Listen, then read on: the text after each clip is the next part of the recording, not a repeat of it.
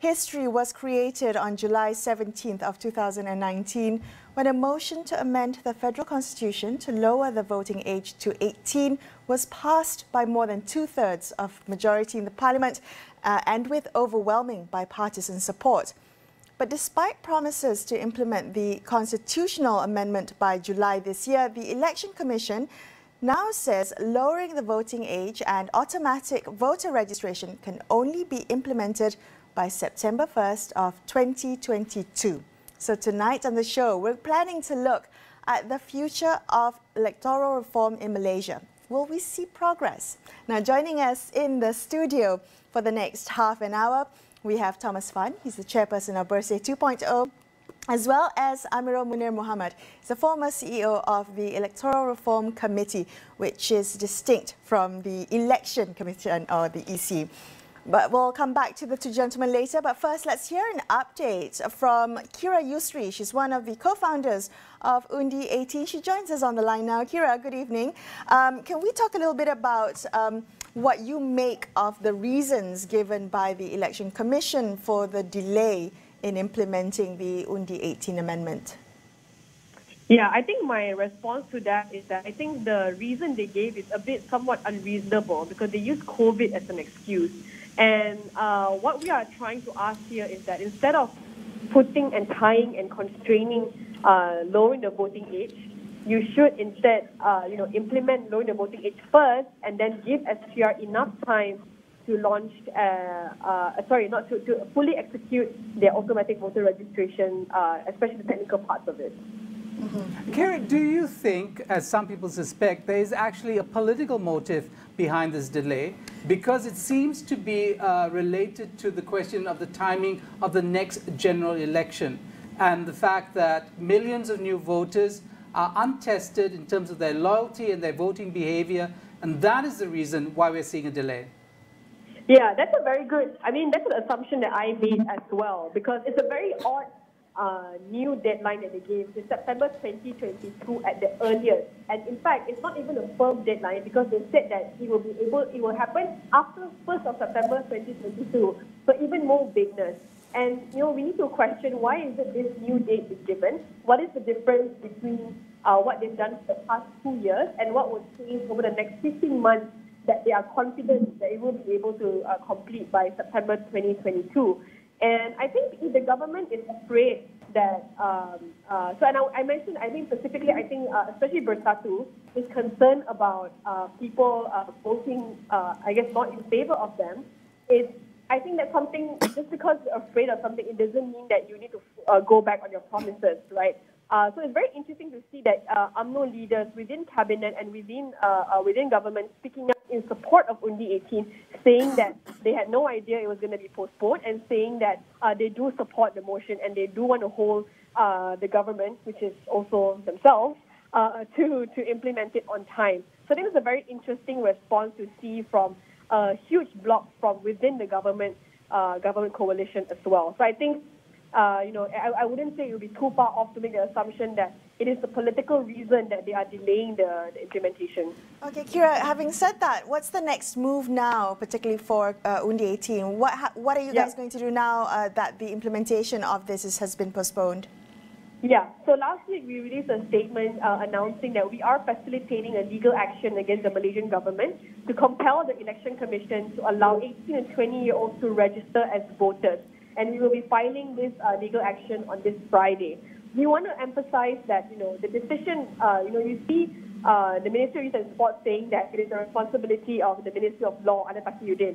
And you see YB Taqiyuddin saying that it is the responsibility of SPR. And then SPR coming out saying that they are waiting for instructions from the ministers. So all this dilly-dallying and shifting of responsibilities is very frustrating and just plainly, it's very frustrating to watch. Because these are adults and ministers being put into powerful positions, and none of them want to take accountability on the delay and the problem that we're having now in terms of allowing young people to vote. So we are trying to showcase and point out that the EC ultimately answers to the Prime Minister, and the Prime Minister should have no problem in compelling the EC to execute, to implement young people being allowed to vote, Right. and we can use existing systems to register young people to vote. Okay. Kira, thank you so much for speaking with Thank us you, Mel. tonight. We appreciate your time. All right, let's bring our studio guests into the conversation. Thomas Fan of Berita 2.0 and Amirul Munir Muhammad from the Electoral Reform Committee. Let's begin with you, Thomas. Did you agree with what Kira said? I mean, there was a lot of criticism when the news came out that this was going to be delayed. What's your understanding of why it's been delayed? Is this purely an operational issue, or could there be political considerations? Well, like Kira, I was totally shocked and disappointed by the delay. And to me, there is no rhyme or reason for it. I think we need to understand why the Election Commission needed that 1.5 to 2 years in the beginning to implement this. I think Kira correctly pointed out that what happened was that they linked the Undi 18, the lowering to 18, to automatic voter registration. Because if it's just Undi 18, it's just a legal thing, and they could have straight away allow 18 years old to manually register themselves to be voters whenever there's a by-election, you know. But because it was tied to automatic voter registration, and in the Gazette it says that, and this implementation will be announced at a later date by the Yang di-Pertuan Agong. Therefore, it is linked. Right. You know? Okay. So very quickly, Amirul, same question to you. Well, we do anticipate that there's some delay. I mean, we can change the law today, and we can't expect the implementation to be done tomorrow. When this thing started in 2019, SPR says that 1.5 to 2 years. To us, at that point of time, we thought that 2 years is the maximum that, no, because a lot of logistical problem that we have to go through. But to further extend it for another 2 years, this is something that I feel that it could have been done better. It could happen now. So, I mean, what's going on then? I mean, you, as a member of the Election Reform Committee, set up during the Pakatan Harapan time, admittedly, but you have an inside track in terms of how government works, in terms of the question of inertia versus dynamism and the willingness to solve problems as they crop up. What do you think is actually happening inside the Election Commission? Well, I'm outsider. I'm not. Well, now you're an outsider. I have always been outsider. You know, I was one of those people that brought in to join government. In fact, I've been doing a lot of work for government from outside. You know, SPR is an agency that is governed by law. Yeah? Therefore, for them to do things differently, we have to change the law. Yeah? For Undi 18 and automatic registration, the changing of law has been done. Yeah? But the implementation require another step in the changing of the law that which has been amended. So the thing is that SPR is waiting for the government, government is waiting. So you need more legislation to be changed before we can implement operationally AVR, is that correct, Thomas? Well, I mean, there are certain regulations and even state law that need to be amended, but I don't see that as a huge problem at all. Okay. But the logistical technicalities of implementation is this. So we're talking about automatic voter registration. So it's not really automatic, like you press a button and brum, you're ready to go. You know? Name. So, but the data are with the JPN, National Registration Department, and we are talking about, up to this stage, about 5.6 million new voters to be added to our existing electoral roll. Now, what happened is that the data will come to SPR digitally, of course. You know, nobody's going to ride a horse and send it over to SPR. But digitally, but after that, what they have to do is that SPR have to, based on the address, registered address, assign each and every one of these 5.6 million to a locality according to the address. And there's about 80,000 localities as of the last election. And so these are a time-consuming thing because the problem is our addressing system is non-standardized. You know, even our postal code, you know, is like huge, and it doesn't really, and the way you write Jalan or RA or Taman All is of different. that makes a difference. Yes, then they have to determine manually where to put this person in which locality so that they are voting in the right constituency. And sometimes when they make mistake, that's where you have husband and wife in the same bed but vote in different parliament. You know, because they couldn't tell from the address. So this takes time, right, but not 3 years. Right, okay, not 3 years, right? So you're saying it's an unreasonable amount of time. Unreasonable. The question is then, what is happening? And is the theory or the thinking, the perception that this is actually politically driven, and that as a consequence, the new date that we've been given might actually be extended again if it's not politically convenient for those in power to have those young voters on the rolls? I mean, is that something that's possible? It is very possible, you know, because they are doing this right now. So I think we are hugely disappointed, simply not just with the delay, but the statement from the SPR that just blame it on the COVID. Now, I mean, I think that is like trying to fool a kid, you know. If we don't know what, then you believe everything is COVID. But the disappointment is because we, first of all, know the technicality. It doesn't take 3 years to do this thing. But the non-transparency of it, I think, is really hurting SPR. That has been, over the last 2-3 years, regaining some of the public confidence that they so much needed. But now, with the kind of statement that come out, blame the COVID, I think they are losing that very important aspect. Right. Well, precisely on that note, you want to come back and talk a little bit more about electoral reform, and that's something that the ERC was looking at. We'll come back and continue this conversation in just a couple minutes. Stay tuned to consider this.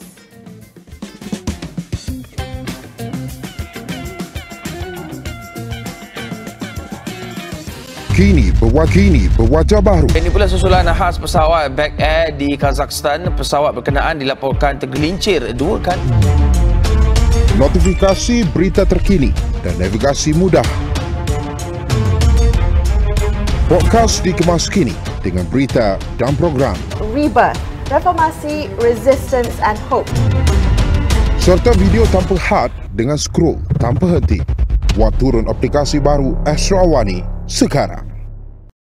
Semua yang terjadi adalah berita, tetapi tiada siapa yang boleh bawakan yang terkini dan tergempar seperti kami. Dilihat hanya memberi wang tanpa matlamat yang tepat. Dia tidak melakukan apa-apa kesalahan. Untuk mendapatkan jawapan yang bermakna, kita perlu soalan yang tepat. Amat sedih dengan apa yang berlaku kat atas. Tiada ruang untuk berita palsu. Negara kita telah merekodkan kes harian baru sebanyak hanya fakta yang diberikan. Amat penting untuk meneruskan perjuangan negara melawan pandemik ini. Sentiasa memastikan suara anda, suara rakyat didengari. Kenapa? Membawakan apa yang penting di mana sahaja anda berada. Kerana kita hendak putuskan rantaian jangkitan. Belanjawan dan pendekatan bertemakan survival ini secara keseluruhan. Teruskan bersama kami, Astro AWANI, saluran berita yang paling dipercayai rakyat Malaysia. News is a constant. Whatever the time, wherever you are, it will reach you. What's key are its credibility and accuracy. Without bias, with context covering all angles. This is what you'll get on AWANI Tonight. We'll brief you the news and views of the day that matter, all in 15 minutes. Weekdays at 9:45 PM only on Astro AWANI.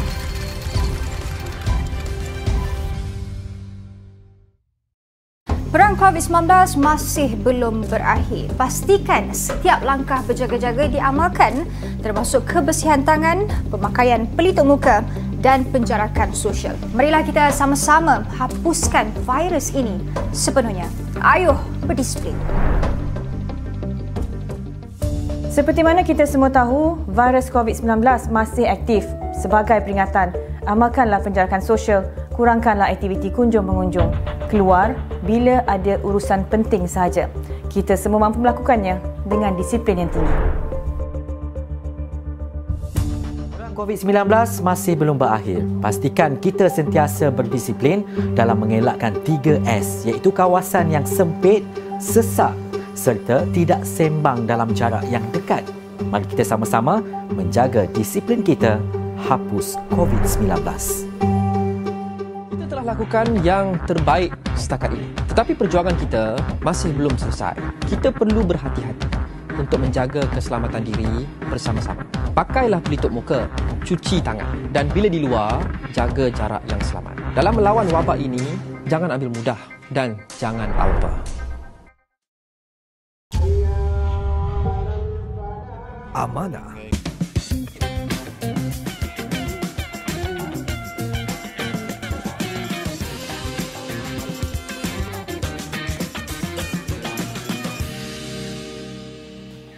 Hi, you're watching Consider This. I'm Melissa Idris. With me is Sharad Kutin. Let's continue our conversation about the future of electoral reform. We've got Thomas Fan from Berita 2.0 as well as Amirul Munir Muhammad from the Electoral Reform Committee. I want to focus on the ERC, Amirul, if I may. I understand that an interim report was submitted to the Prime Minister in August, and 49 recommendations have then been submitted for the government's consideration. Can we talk very quickly about how, if you're seeing commitment from the government right now in terms of putting consideration into these proposals? Yes, thank you, Melissa. We saw that the government, just like any other recommendation, the government accepted it. You know, government accepted it, said that, okay, these are the things that we should be looking into seriously. And pursuant to our recommendation, a special cabinet committee was formed. Yeah? Headed by Azmin Ali? Headed by Datuk Seri Azmin Ali. We met him and we are waiting for further instruction from him on how to proceed with the implementation. But of course, ERC is not the implementing agencies. No, a lot more agencies need to participate on this thing. Essentially, yes. Now, would it be correct to say that the ERC is dissolved, in effect dissolved, yes, right? It is. We were given 2 years mandate. We have done it despite COVID and so on. We deliver things that what we are supposed to deliver within 2 years. Okay. You know? So the way I understand it is that this committee will deliberate on the recommendations before this report is made public. So the public doesn't know what's in this report. Yeah. But maybe you can share a little bit. What did you put into this recommendation? If I can share a few things. In fact, if you look at the media reports and things like that, we have made a quite substantial revelation on the 49 recommendation that we made to the government. One of the 3 major things that we found out. One is the lack of confidence in the election management body in Malaysia. That is one big item, one big ticket that we feel, and we made recommendation for our election commissions to be seriously looked into and for them to operate differently. Yeah? And secondly, there are a lot of witnesses in the election process itself. From the dissolutions of parliament right down to the announcement of the new government. It was very, very glaring in the last general election, and if we don't do anything about it, that would really tarnish our democratic process in this country. And the third item that we feel that it needs to be given serious consideration by government is about the knowledge, the education part of election. It's not education in the school, this electoral system, education of the electoral system in this country, it needs to be given more attention by government to the public. Right. Thomas, if you can jump in here, of what your knowledge, because I understand Berita fed into this process, right? We were part of it. You're part of the Election Reform Committee. Can you help us understand where you think that whatever government comes to power, they might still implement because it would just be good for the system as a whole? Yeah, I think it's a matter of timing. And we like to look at it as some are low-hanging fruit. For example, like improving the election process. And that has actually taken place. But some are high-hanging fruits. And that's where I think you got to have patience and timing, and sometimes it's just convergence of political expediency, you know. We don't know when that will happen, but I think the most important of all the recommendation in my mind is the independence of the EC. Our EC need to be totally independent from any influence by the Prime Minister's department. How would you do that? Our recommendation, I think part of it I can share here, is that we recommended for EC to be split up into 3 major bodies. You know, one body just to look into the enforcement part of things, because currently the law doesn't have given any power to the EC to enforce. Enforce, you mean campaigning and voting and the like? Everything. Okay. Yeah. Now everything goes wrong during election. EC we have to refer to the police, MACC, and so on and so forth. Then the boundary, you know, delineation of electoral boundary. We are recommending for another body to be set up. May not be permanent body. We don't want permanent body because that doesn't happen every year. You know, 8 years. So we are suggesting for a body to be formed when the time is needed, so that the process of delimitation is taken away from EC. EC is just to do the just take care of the election. The voter roll. Yeah. Okay. Yeah, I know you have one more part of that, but I want to jump, Thomas, to jump in on the delimitation exercise, because that's the most political one. In fact, very recently we heard from past reps saying that they want to, if they win handsomely in the next general election, to actually redraw the electoral map to favour Malay-Muslim constituencies. Actually going back to an older Barisan Nasional logic, and one which Tan Sri Rashid himself was very much part of, ironically, right? And in that infamous interview he gave with Malaysia Kini, when he said it as it was. So how do we stop elections from being politicized and the election system being politicized in precisely the ways they've been all these decades? What was proposed by PAS recently is called gerrymandering. You know, gerrymandering is where politicians pick their voters so that they can win. But democracy is where voter is supposed to pick their elected reps. And I think this is where, you know, it is really totally against the Constitution, provision of the Constitutions. And it violates basically that spirit. But it also makes worse the politics that we have that is very racial and very religious because of the constituency, how it is drawn. So I think we really must reject this very strongly. Okay. You know, in the few minutes that we have left, I do want to come back very quickly to the news at hand about the Undi 18 postponement, the delaying of the voting age. Coming back to the automatic voter registration, Thomas, is there any way to delink the two? Yes, I think legally it's possible that the government can make a decision, especially right now we are under emergency. I believe that they can even have an emergency ordinance to delink it so that 18 years old can straight away register manually and become voters, while automatic voter registration take a bit longer time. So it is doable, I believe. Okay. Amirul, what do you think? Do you think it's likely to happen? You see laid out all the possibilities. If everybody puts their creative energies together, we think about a solution. But is that how politicians are thinking about what is before us? Well, unfortunately, I think since day one of our country, politician has taken away our rights, I would say. You know, it may be strong here. The moment that you put your cross on the ballot paper, we have no say at all. Everything that happened in this country is up to that 222 people in parliament. Right. So, but how do we force them? You know, this is where we as the rakyat, we have to voice our... How do we do that? Is electoral reform out of the hands of the masses? How do we as citizens and voters influence electoral reform? Is there an easy answer to that? Let's say go back to the streets. Well, I was just going to say that one of the way is that, over the years, we went to the street. We didn't go there just for the fun of it, but to make known our displeasure and a demand for free and fair election. I think, with the way things are going, we may have to go back to the street again. Is that an irresponsible call, though, given we are in the middle of a pandemic? We are very aware of that, and I think if there's a protest, we'll follow the SOP. Yeah.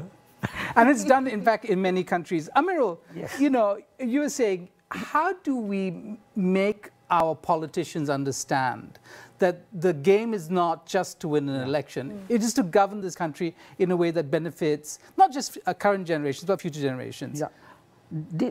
Are you hopeful? I am very much. Okay. As a Malaysian, I'm very, very hopeful about this. If I don't have enough time to enjoy it, I would like to my anak and cucu to enjoy it. But we have to start it now. We have to voice it. We have to call our MPs, we have to talk to the ministers, we have to talk to our political leaders. We have to do something. What we are trying to do, the electoral reform, is not for us today, it's for the future. Right. We don't want to be the laughing stock of the world. Yeah? We have to do something. Okay. Gentlemen, thank you so much for being on the show. It's been a pleasure having you on. Thank you. That's all we have for you on this episode of Consider This. But before I leave you tonight, don't forget to get the latest news and information on COVID-19 vaccines at astroawani.com and the Astro Awani app. Thank you so much for watching. I'm Melissa Idris. And I'm Sharad Kutan, signing off for the evening. Thank you so much for watching. Good night. Good night.